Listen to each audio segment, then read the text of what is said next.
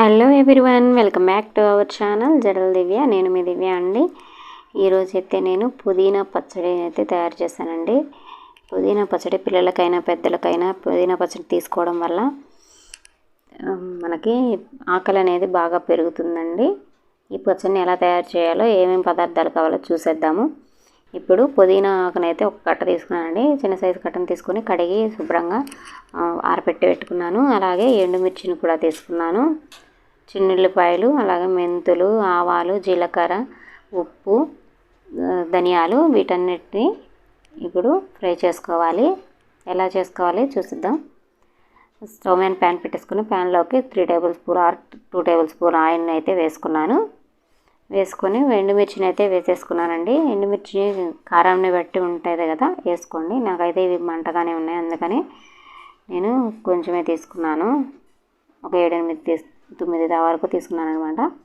అందులోకి 1 table spoon ధనియాలు, 1 table spoon జీలకర్ర, 1 టేబుల్ స్పూన్ మెంతులు, అలాగే 1/2 టేబుల్ స్పూన్ ఆవాలు వేసుకొని వీటన్నిటిని బాగా ఫ్రై చేసుకున్నాను. ఇవన్నీ ఫ్రై అయిపోయాక చిన్నులపాయ రెమ్మలను అయితే తీసుకున్నాం కదా, వాటిని కూడా వేసుకొని ఒక్కసారి అలా ఫ్రై చేసుకోవాలి. వాటిని కూడా ఇలా ఫ్రై అయ్యాక ఒక గిన్నెలోకి అయితే తీసి పక్కన పెట్టేసుకున్నాను. ఇప్పుడు అదే ప్యాన్లోకి ఇంకొంచెం ఆయిల్ని అయితే వేసుకొని ఆకునంతటిని అందులో వేసుకొని బాగా ఫ్రై చేసుకోవాలి. ఆకంతా ఫ్రై అయ్యేంత వరకు. అందులోకి కొంచెం చింతపండుని అయితే వేసుకొని ఫ్రై చేసుకున్నాను.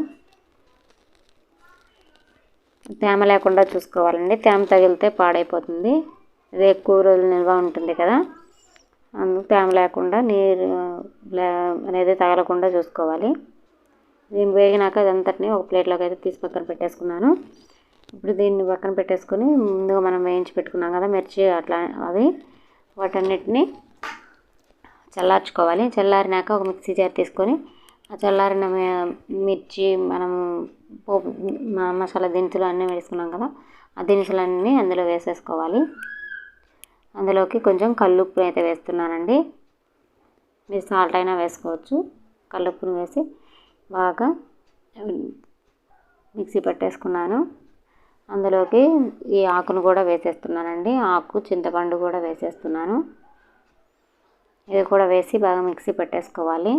ఇందులోకి కావాలి అనుకుంటే మీరు, అంటే కొంచెం గట్టిగా ఉంది పచ్చడి అనుకుంటే కొంచెం వేడి వాటర్ని అయితే వేసుకోవచ్చు, వేడి నీళ్ళని.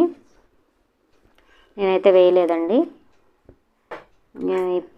ఆ పచ్చడి అంతటిని పోపు పెట్టేసుకోవాలి కాబట్టి మళ్ళీ అదే ప్యాన్లోకి పోపు దినుసులను అయితే వేసేసుకున్నాను.